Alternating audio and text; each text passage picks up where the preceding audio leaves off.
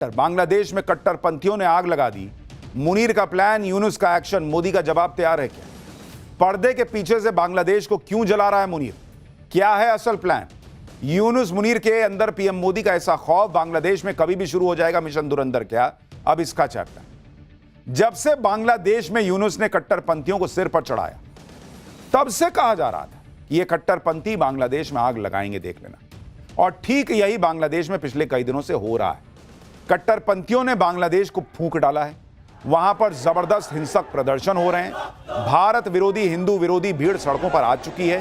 अखबारों के दफ्तर जलाए जा रहे हैं। जो भी भारत की बात कर रहा है, जो भी हिंदुओं की बात कर रहा है, उस पर अटैक हो रहा है। जब तक शेख हसीना बांग्लादेश में थी, तब तक यह सब नहीं होता था। लेकिन यूनुस के आते ही कट्टरपंथियों का राज बांग्लादेश में बढ़ता चला गया। ऊपर से पाकिस्तान भी अब बांग्लादेश से सट गया है। इधर मुनीर, उधर यूनुस, दोनों ने मिलकर बांग्लादेश को जलाने में कैसे अपने हाथ जो हैं वो आगे बढ़ा दिए हैं। मुनीर यूनुस का असल प्लान क्या है? नरेंद्र मोदी इसका क्या जवाब देंगे? आज सब आपको बताऊंगा। बांग्लादेश जिन कट्टरपंथियों के हाथ में चला गया है, वो कट्टरपंथी भारत के खिलाफ जहर उगलते हैं। हिंदुओं से, सनातन से इन्हें नफरत है, वो दिखता है। और इसी जहर और नफरत में ये कैसे बांग्लादेश में हिंदुओं को टारगेट कर रहे हैं। बांग्लादेश में भड़की हिंसा में पहला टारगेट हिंदू अल्पसंख्यक और भारत है। और उसके अलावा वो सभी लोग कट्टरपंथियों के निशाने पर आ चुके हैं जो इन कट्टरपंथियों की आंखों में खटकते हैं। बांग्लादेश का हाल यह है कि कट्टरपंथियों की भीड़ ने बांग्लादेश के उन बड़े अखबारों को निशाना बनाया जो यूनुस की कट्टरपंथी सरकार की नीतियों के खिलाफ बिना डरे खबरें छाप रहे थे। देखिए, अब अखबार का ऑफिस जला दिया भाई। ये तस्वीरें ढाका में बांग्लादेश के सबसे बड़े अंग्रेजी अखबार डेली स्टार के हेड ऑफिस की है, जहां कट्टरपंथियों की भीड़ ने आग लगा दी। 30 से ज्यादा पत्रकार बिल्डिंग के अंदर फंस गए, जिन्हें सेना के दखल के बाद बचाया जा सका। कट्टरपंथियों ने इसी तरह अंग्रेजी अखबार न्यू एज के एडिटर नूरुल कबीर को घेर कर उन पर हमला कर दिया, जो बांग्लादेश में छपने वाले अखबारों की संस्था एडिटर्स काउंसिल के अध्यक्ष भी हैं और यूनुस सरकार को उसकी नीतियों के लिए अक्सर घेरते रहते हैं। इसी तरह बांग्लादेश के पॉपुलर अखबार प्रोथोम अलो के दफ्तर में पहले जमकर तोड़फोड़ की और फिर उसमें आग लगा दी। बांग्लादेश में भड़की इस हिंसा के पीछे जो सबसे बड़ी वजह है, वो है एक छात्र नेता उस्मान हादी की मौत। उसके बारे में भी आपको बताता हूं। 32 साल का शरीफ उस्मान बिन हादी बांग्लादेश के कट्टरपंथी संगठन इनकलाब मंच का प्रवक्ता था। वो पिछले साल जुलाई में शेख हसीना सरकार के खिलाफ हुए प्रदर्शनों में कट्टरपंथियों का बड़ा चेहरा बनकर उभरा था। इन प्रदर्शनों की वजह से शेख हसीना सरकार का तख्ता पलट हुआ और शेख हसीना को देश छोड़ना पड़ा। उस्मान हादी भारत को दुश्मन देश की नजर से देखता था और अक्सर भारत के खिलाफ जहर उगलता था। बांग्लादेश में अगले साल फरवरी में होने वाले चुनाव में उस्मान हादी ढाका 8 से चुनाव लड़ने की तैयारी में था। हाल ही में उस्मान हादी ने ग्रेटर बांग्लादेश का नक्शा सर्कुलेट करने की वजह से सुर्खियां बटोरी थी। इस नक्शे में भारत के कुछ इलाकों को बांग्लादेश में दिखाया गया था। लेकिन 12 दिसंबर को उस्मान हादी को ढाका में बाइक पर आए हमलावरों ने गोली मार दी। हमले के वक्त उस्मान हादी ई रिक्शा में बैठकर कहीं जा रहा था। हमले के बाद हादी को ढाका मेडिकल कॉलेज ले जाया गया। हालत नाजुक होने पर इलाज के लिए सिंगापुर भेजा गया, लेकिन इलाज के दौरान उसकी मौत हो गई।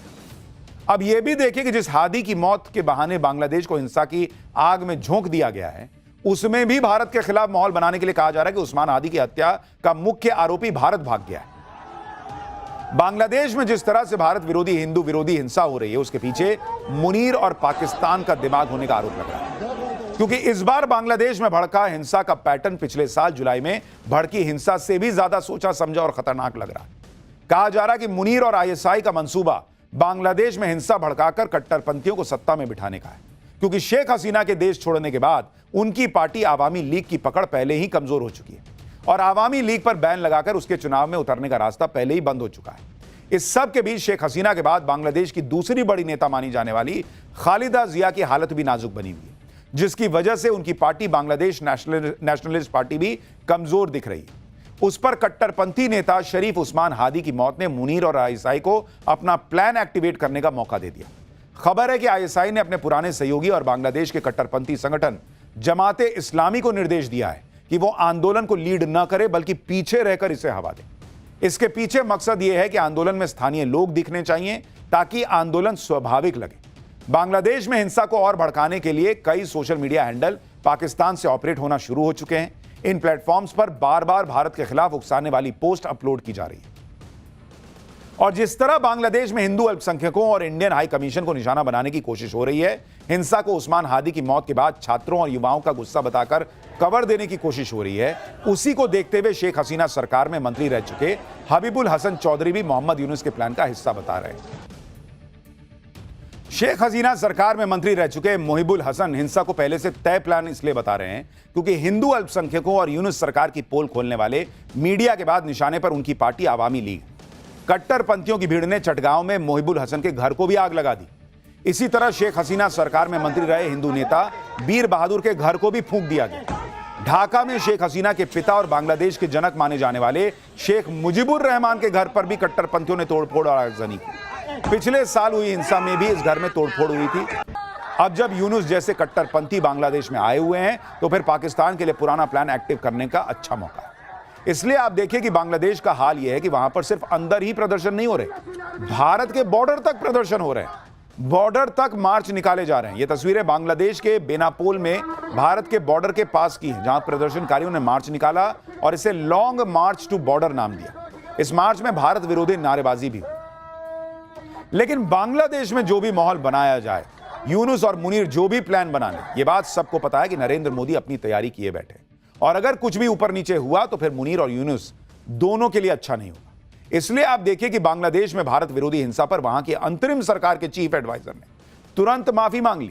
अंतरिम सरकार के चीफ एडवाइजर ने कहा कि ढाका में कट्टरपंथी भीड़ ने जिस तरह पूरी रात उत्पात मचाया और अखबारों के ऑफिस और कल्चरल सेंटर जलाए, वो शर्मनाक है। आगे मोहम्मद यूनुस के एडवाइजर ने लिखा, काश वो धरती को खोदकर शर्म के मारे खुद को उसमें दफन कर पाते। तो शर्म इतनी आ रही है कि दफन करने की सोच रहे हो तो मोहम्मद यूनुस से बोलो कुर्सी छोड़ दें जब उनसे नहीं संभल रहा है।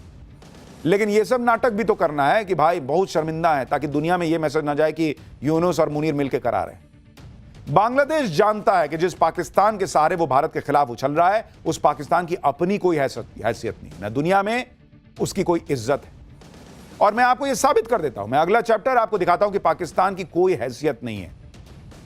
भारत को सम्मान, पीएम मोदी को अवार्ड, लेकिन पाकिस्तान को किसने गजब बेइज्जत कर दिया? किस मुस्लिम देश ने? मुस्लिम ब्रदरहुड भी काम ना आया। भिखारी पाकिस्तान को मुस्लिम देश ने ही कैसे औकात बता दी है, अब आपको दिखाता हूं। नरेंद्र मोदी दुनिया में भारत का जो डंका बजा रहे हैं वो दुनिया तो देख ही रही है। मुस्लिम देशों में नरेंद्र मोदी का ऐसा सम्मान हो रहा है जो सम्मान पाकिस्तान सपने में भी सोचे अगर तो हड़बड़ा के उठ जाए कि अरे इतना सम्मान हमको कोई कैसे दे सकता है। पाकिस्तान जिन मुस्लिम देशों के नाम पर उछलता है वो मुस्लिम देश खुद उसको कैसे गजब बेइज्जत कर रहे हैं, आज आपको देखना चाहिए। पाकिस्तान की ऐसी गजब बेइज्जती हो रही है बॉस कि मुनीर और शहबाज मुंह दिखाने लायक नहीं है। लेकिन भाई ये लोग भी कम बेशरम थोड़े ही हैं, फिर मुंह दिखाएंगे ही दिखाएंगे। For more of such videos, do like, share and subscribe to ET Now Swadesh.